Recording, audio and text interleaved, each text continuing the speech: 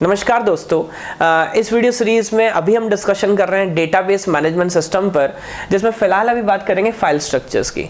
तो देखिए, file structures एक बहुत इंपॉर्टेंट टॉपिक है जो चाहे गेट, नेट, आपके पब्लिक सेक्टर एग्जाम्स या आपके यूनिवर्सिटी एग्जाम्स ही क्यों ना हो, यहाँ से काफ़ी क्वेश्चंस पूछता है।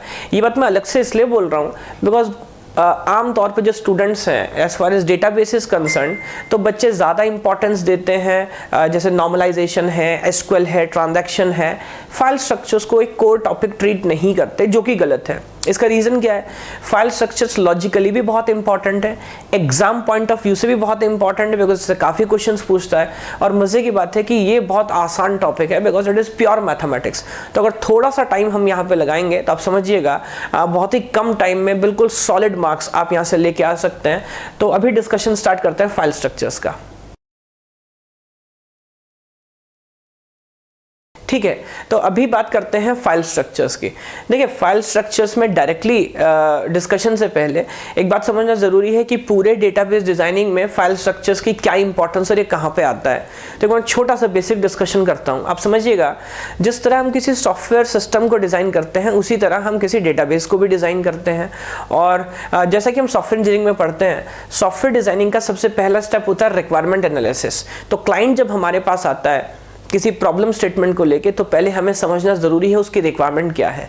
तो बहुत सारे मेथड्स यूज़ करके हम उसकी सारी रिक्वायरमेंट समझते हैं और उसके बाद एक डॉक्यूमेंट तैयार करते हैं जिसको बोलते हैं SRS document. SRS stands for software requirement specification, जिसमें हम लिखते हैं कि क्लाइंट की क्या क्या रिक्वायरमेंट्स हैं। तो मान लीजिए डेटाबेस डिज़ाइनिंग में भी ऐसा ही करेंगे और सारी की सारी रिक्वायरमेंट्स हमने लिख ली हैं, किसमें कंपाइल किए हैं, SRS डॉक्यूमेंट में। उसके बाद सॉफ्टवेयर इंजीनियरिंग में तो हमारे पास बहुत सारे टूल्स होते हैं, data flow diagrams, control flow charts, बहुत सारे मेथड्स हैं डिजाइनिंग के। लेकिन DBMS की टर्म्स में स्पेशली हम इंपॉर्टेंस देते हैं किसको? ER डायग्राम को। तो मान लीजिए कि जितनी भी रिक्वायरमेंट्स है उसको अप्रॉक्सीमेटली हम ट्रांसलेट करते हैं ER डायग्राम में, जहाँ समझते हैं कितने एंटिटीज़ हैं, उनके आपस में क्या रिलेशनशिप्स हैं, उनके क्या एट्रीब्यूट्स हैं वगैरह वगैरह। इसकी बात करेंगे अलग से। ER डायग्राम भी एक इंपॉर्टेंट टॉपिक है। ER डायग्राम में ट्रांसलेट करने के बाद अगला काम होता है कन्वर्जन इनटू रिलेशनल मॉडल। तो उस ER डायग्राम को हम टेबल्स में ट्रांसलेट करते हैं। ये भी एक इंपॉर्टेंट टॉपिक है कि किस एट्रीब्यूट को कैसे ट्रांसलेट करेंगे, एंटिटी सेट को कैसे ट्रांसलेट करते हैं, रिलेशनशिप का ट्रांसलेशन कैसे होगा। तो ER डायग्राम को रिलेशनल मॉडल में कन्वर्ट करने के बाद हमारे पास टेबल फॉर्मेट में स्ट्रक्चर आ चुका होता है। बट आप समझिएगा, ये टेबल ऑप्टिमाइज्ड हो ऐसा ज़रूरी नहीं है। एक बहुत बेसिक समस्या होती है जिसको बोलते हैं रिडंडेंसी, और रिडंडेंसी की वजह से इनकंसिस्टेंसीज या फिर इंसर्शन, डिलीशन, एनोमलीज, ये बहुत सारी प्रॉब्लम्स हमारे पास आती हैं। उन सारी प्रॉब्लम्स को रिमूव करने के लिए एक प्रोसेस हम यूज़ करते हैं जिसको बोलते हैं नॉर्मलाइजेशन। तो नॉर्मलाइजेशन करके हम किसी सिस्टम को ऑप्टिमल स्ट्रक्चर्स में ला चुके होते हैं। तो आप समझिएगा, हमने रिक्वायरमेंट समझी, रिक्वायरमेंट्स को डायग्राम में ट्रांसलेट किया, उस डायग्राम से हमने टेबल्स बनाई और नॉर्मलाइजेशन करने के बाद उन टेबल को हम ऑप्टिमल स्ट्रक्चर में लेके आ गए। बट क्या अब उसको डायरेक्टली सिस्टम में सेव करने के बाद हमारा काम कंप्लीट हो गया? अब समझिएगा, फाइल स्ट्रक्चर्स में हमको स्टडी क्या करना है।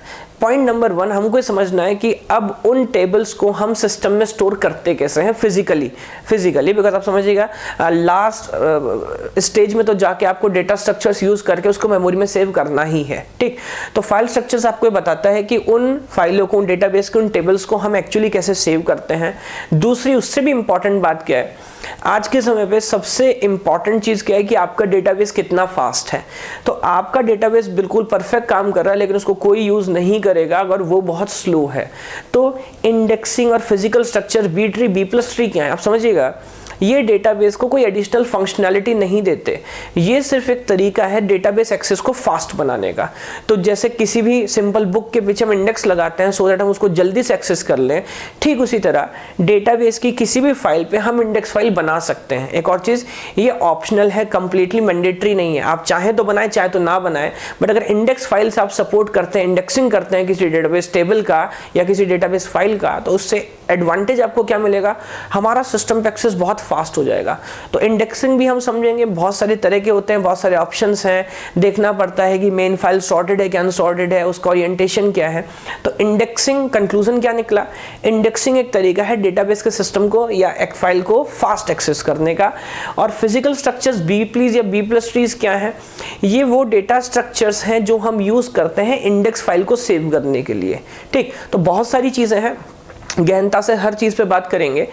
ये जितने भी टॉपिक्स हैं इन सब का डिस्कशन हम पहले कर चुके हैं, या आने वाली वीडियोस में मैं इन पर सेपरेट डिस्कशन करूंगा।